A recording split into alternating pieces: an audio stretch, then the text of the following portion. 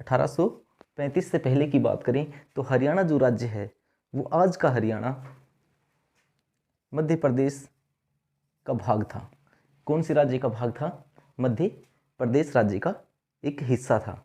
ठीक है, जो आज का हरियाणा है वो 1835 से पहले मध्य प्रदेश के अंतर्गत शामिल था। ठीक है, इसके बाद मध्य प्रदेश के बाद 1835 के बाद 1857 ईस्वी तक, 1835 से 1857 ईस्वी तक, ठीक है, यूपी उत्तर प्रदेश का पार्ट रहा। यूपी और उत्तर प्रदेश के कानपुर का पार्ट रहा, उत्तर प्रदेश के कानपुर का भाग रहा।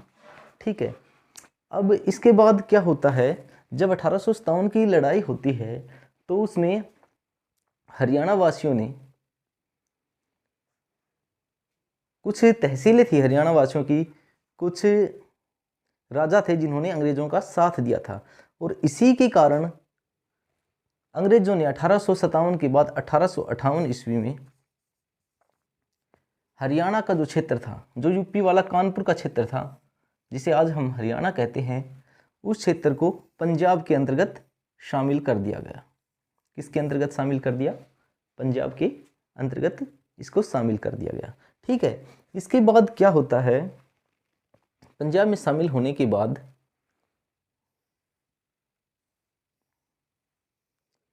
इसके बाद क्या होता है कि विभिन्न लोगों ने प्रयास किए स्वतंत्रता संग्राम में। ठीक है, उसके बाद एक हमारे देश में जो कांग्रेस की शाखा खुली थी, ठीक है, क्योंकि इसका भी अहम योगदान रहा है। सब जानते हैं 1885 में A.O. ह्यूम। ठीक है, इसके बाद क्या होता है, एक क्वेश्चन उठता है कि हरियाणा में सबसे पहले कांग्रेस की शाखा कब आई? हरियाणा में कांग्रेस की शाखा, इसको पढ़ाना भी आवश्यक है क्योंकि इससे रिलेटेड एक क्वेश्चन आया हुआ है। हरियाणा में कांग्रेस की पहली शाखा, हरियाणा में कांग्रेस की पहली शाखा कब खोली गई? हरियाणा में जो कांग्रेस की पहली शाखा आई थी वह कब आई थी? तो हरियाणा में जो कांग्रेस की शाखा आई थी सबसे पहले 1886 ईस्वी में आई थी। 1886 ईस्वी में आई थी, और किनके प्रयासों की वजह से आई थी? तो राय बहादुर लाला मुरलीधर के प्रयास के कारण। राय बहादुर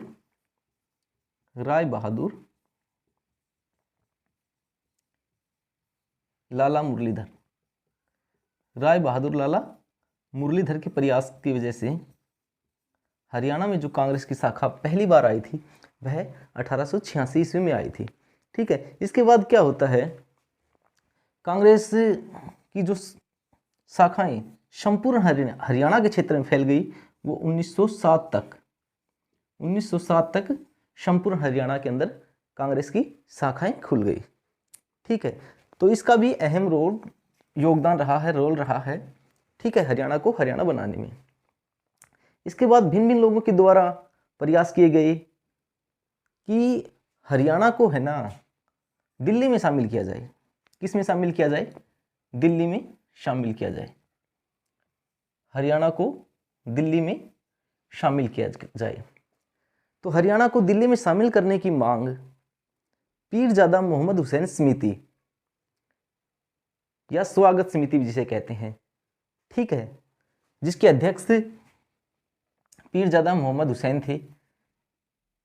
ठीक है, पीरजादा मोहम्मद हुसैन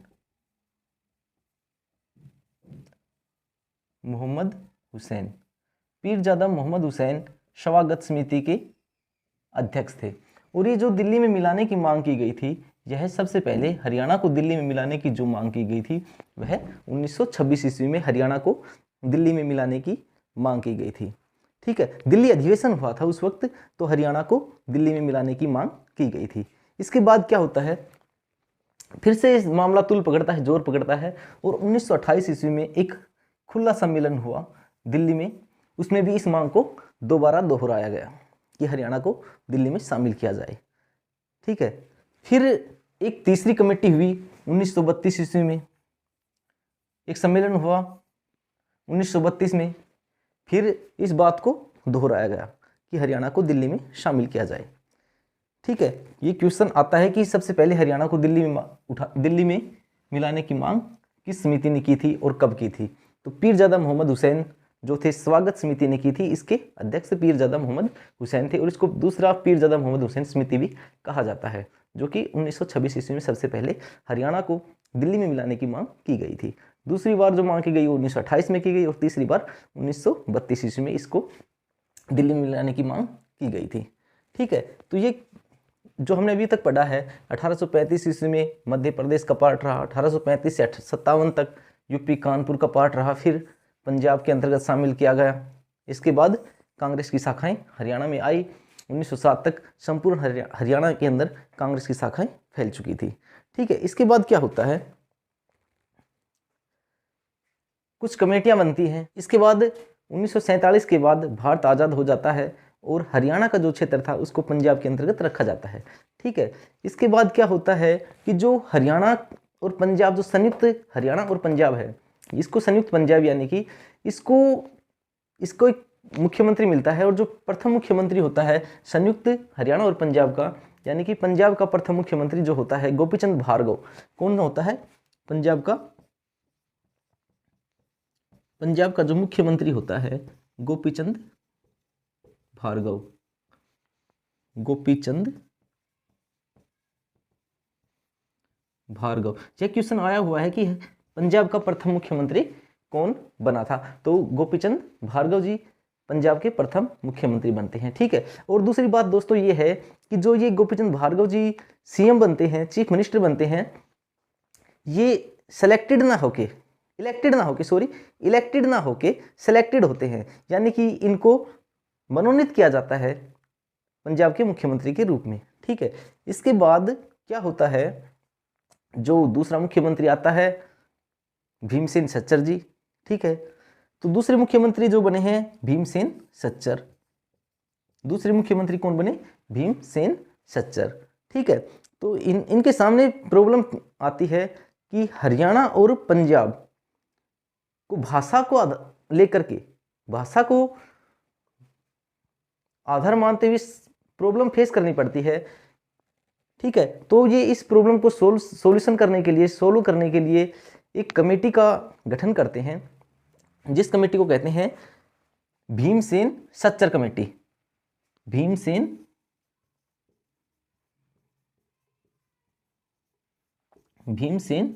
सच्चर कमेटी। भीमसेन सच्चर कमेटी। और ये भीमसेन सच्चर जो कमेटी होती है यह 1 अक्टूबर 1949 ईस्वी को होती है। भीमसेन सच्चर समिति के अंतर्गत क्या होता है कि जो हरियाणा और जो पंजाब है, संयुक्त पंजाब, इसको है ना एक भाषाई क्षेत्र के आधार पर अलग अलग करने का प्रयास किया जाता है। ठीक है, तो इसको भाषाई क्षेत्र के आधार पर बांटने का प्रयास किया जाता है कि एक क्षेत्र होता है हिंदी भाषाई क्षेत्र। थोड़ा सा इसको मिटा देते हैं।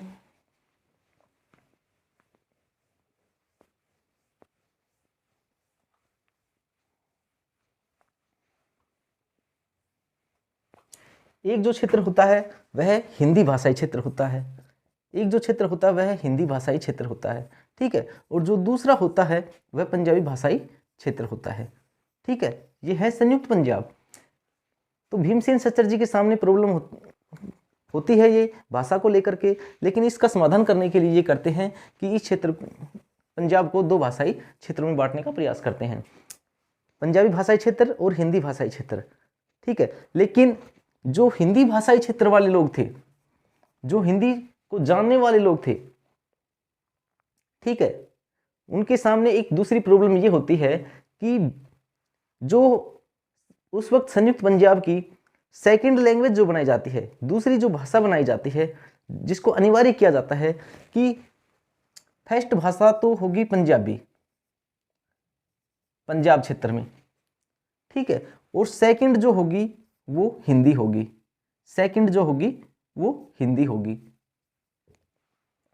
ठीक है। यानी कि कहने का तात्पर्य ये है कि जो पंजाबी भाषा क्षेत्र था उसको फर्स्ट लैंग्वेज के रूप में तो पंजाबी भाषा क्षेत्र पढ़ने के लिए किताबों में अलाउड किया गया कि फर्स्ट जो भाषा होगी वह पंजाबी भाषा ही होगी और दूसरी जो लैंग्वेज होगी वो हिंदी, उसको पढ़ना अनिवार्य किया गया पंजाबी क्षेत्र में। जबकि हिंदी जो क्षेत्र था उसको शामिल किया गया कि जो हिंदी वाले लोग थे उनको तो फर्स्ट भाषा जो थी हिंदी रखी गई और दूसरी जो भाषा थी वो पंजाबी पढ़ने अनिवार्य की गई। इस वजह से हिंदी क्षेत्र के लोगों ने कहा कि हम जो हमारी दूसरी भाषा बनाई गई है पंजाबी, हम उसको क्यों पढ़ें, क्योंकि वो हमारे किस काम की, ठीक है। और हिंदी क्षेत्र वालों ने कहा कि हम पंजाबी क्यों पढ़ें, और पंजाबी क्षेत्र वाले लोगों ने कहा कि हम हिंदी क्यों पढ़ें, ठीक है। तो इस प्रकार से ये फॉर्मूला, सच्चर फॉर्मूला भी असफल हुआ। इसके बाद क्या होता है,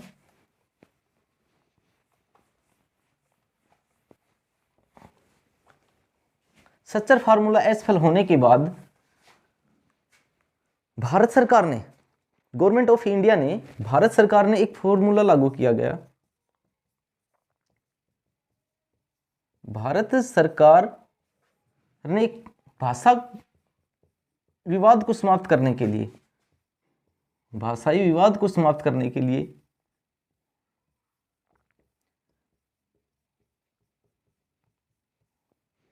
29 दिसंबर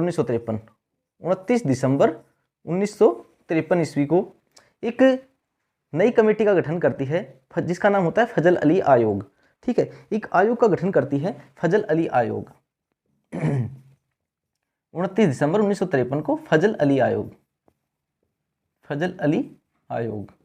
29 दिसंबर 1953 को फजल अली आयोग का गठन किया जाता है भाषाई विवाद को समाप्त करने के लिए कि नए राज्यों का भाषा के आधार पर गठन कर दिया जाए, ठीक है। लेकिन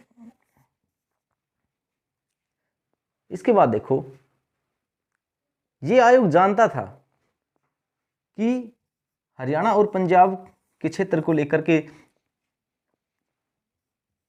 जो प्रॉब्लम फेस करनी पड़ रही है उसका सॉल्यूशन नहीं होने वाला है, ठीक है।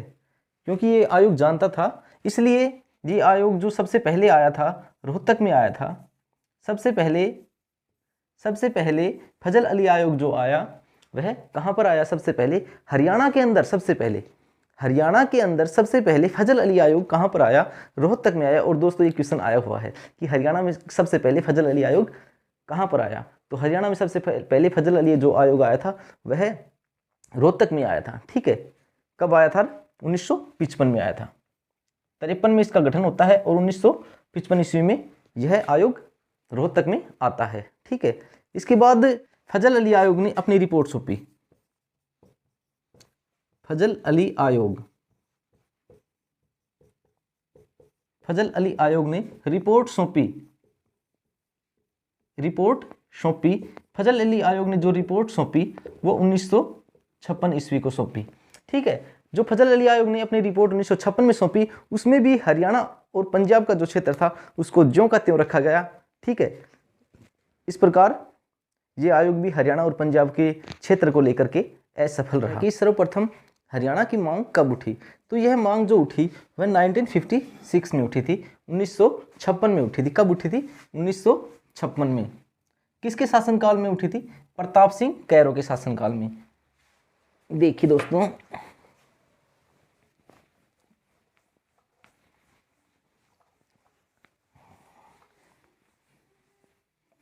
सर्वप्रथम हरियाणा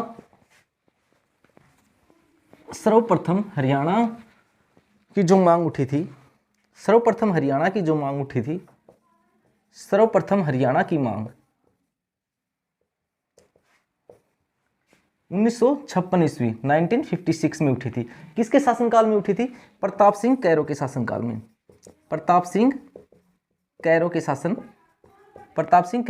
शासनकाल में उठी थी,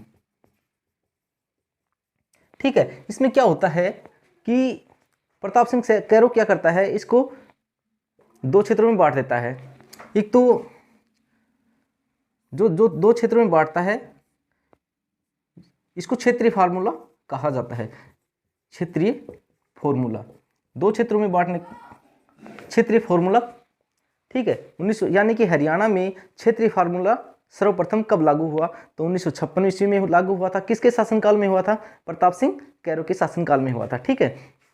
इसके बाद ये फॉर्मूला तो असफल रहा, ठीक है, लेकिन इसके बाद देखिए, जो फॉर्मूला असफल होने के बाद 1957 ईस्वी में, और वैसे ये फॉर्मूला 24/7/1956 को लागू होता है, ठीक है। इसके बाद 1957 ईस्वी में इसका विरोध होना स्टार्ट होता है, इसका विरोध होता है और ये असफल हो जाता है, ठीक है।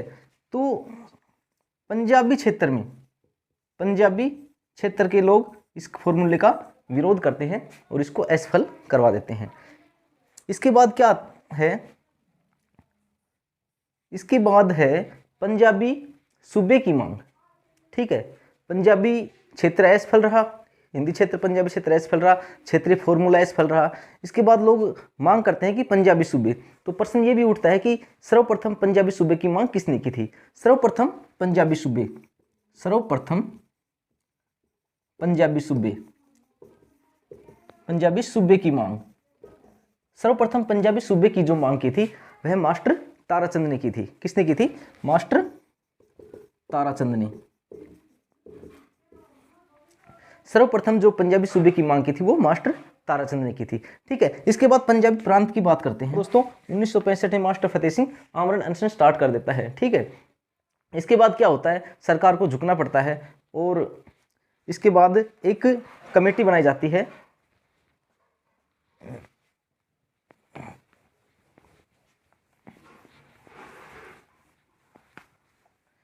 एक कमेटी बनाई जाती है, जिस कमेटी का नाम होता है, थर्ड लोकसभा स्पीकर कौन थे अपने? थर्ड लोकसभा स्पीकर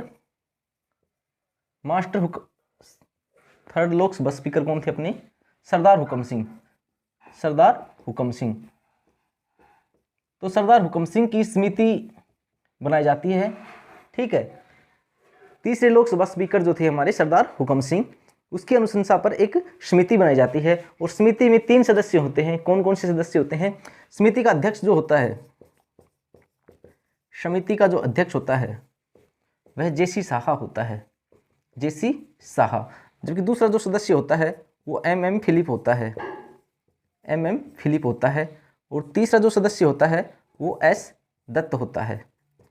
इस प्रकार से इस समिति में 3 सदस्य होते हैं। सरदार हुकम सिंह की अनुशंसा पर जो समिति बनती है, जेसी शाह समिति या शाह समिति इसको नाम कहते हैं, जेसी शाह या शाह समिति, इसमें 3 सदस्य होते हैं, ठीक है। अतः दोस्तों, हरियाणा जो अस्तित्व में आया 1 नवंबर 1966 को, 1 नवंबर 1966 को हरियाणा अस्तित्व में आया। और कौन से संविधान संशोधन के तहत आया? 18वां संविधान संशोधन, 18वां संविधान संशोधन, 18वां संविधान संशोधन के तहत अस्तित्व में आया। 17वां राज्य बना, 17वां राज्य बना। 18वां संविधान संशोधन था, 17वां राज्य था और संविधान के अनुच्छेद 135(3) के अंतर्गत लाया गया, ठीक है। तो दोस्तों, इस प्रकार से हरियाणा 17वां राज्य बना। और भाषा के आधार पर, भाषा के आधार पर बात करें, भाषा के आधार पर बात करें तो यह तीसरा राज्य था। हरियाणा तीसरा राज्य था। पहला कौन सा था? आंध्र प्रदेश, आंध्र प्रदेश। दूसरा पंजाब। और तीसरा जो राज्य बना वह हरियाणा बना। तीसरा राज्य जो बना वो हरियाणा बना, ठीक है दोस्तों। इस प्रकार से हरियाणा भाषा के आधार पर तीसरा राज्य बनाया गया। और कितना % हिस्सा था हरियाणा को दिया गया? 35.18% हिस्सा हरियाणा को दिया गया, ठीक है। और जब हरियाणा बनाया गया था तो हरियाणा का हरियाणा का जो ये जिला है, हरियाणा का जो जिला है जिंद सबसे छोटा था और हिसार जो जिला है वो सबसे बड़ा था। तो दोस्तों, इस प्रकार से हरियाणा की राज्य के उदय के बारे में हमने थोड़ा सा समझने और समझाने का प्रयास किया कि किस प्रकार से हरियाणा राज्य अस्तित्व में आया, किन किन परिस्थितियों से होते हुए हरियाणा राज्य आज का हरियाणा बना। 1835 से पहले यूपी एमपी का भाग था, फिर यूपी का, पंजाब का, हिमाचल का भी भाग रहा है। इस प्रकार से होते होते 1 नवंबर 1966 को विभिन्न समितियों के द्वारा 1 नवंबर 1966 को हरियाणा राज्य बना है। ठीक है।